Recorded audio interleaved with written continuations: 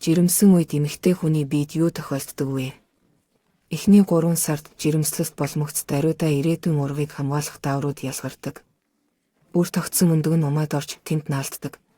Баяр хүргэе. Даавар өдөр ирэх тусам нэмэгддэг. Жирэмсний тест нь шээсэн дэх энэ дааврыг илрүүлдэг бөгөөд бид хүссэн 2 зураасаа хардаг. Мөн энэ даавар бидний амьдралыг дотор муу харах, бөөлжих зэрэг токсикозоор хордуулах боломжтой. Түүний нөлөөгөөр нойр хүрэх, ядарч сүлдэх шинж илэрдэг. Харин хит авийн шинжилгээ дээр нэрэ маань одоохондоо маш жаахан байгаа ч зүрхний цохилт нь аль хэдийн сонсогддог. 2-р 3 сард ихэс бүрэлдэж, үүний ачаар амьдрах нь мэдэгдэхүйц хэлбэр болдог.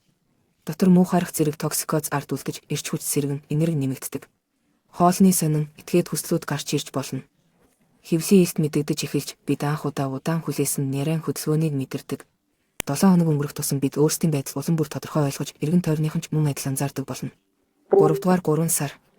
Умай томорсоор бусад эрхтнүүдийг шахаж эхэлдэг. Энэ нь асуудал үүсгэж болзошгүй. Бэлхүүс, арцэг болон нуруунд таагүй мэдрэмжүүд илэрч болно. Шээсний давсаг шахагдаж, илүү ойр ойрхон бие засахад хүрэгдэг. Бид идэвхтэй үүрээ засах ажилдаа орж, хүүхдэд зориулсан хэрэглэл бэлдэж эхэлдэг. Харин төрөх хугацаа ойртох тусам энэ жирэмслэлтийг тээж явах хүч бараг байхгүй болдог. Төрөлтийн өмнөх айдас удаан хүлээсэн хүүхэд төрүүлэх хүсэл болж өөрчлөгддөг.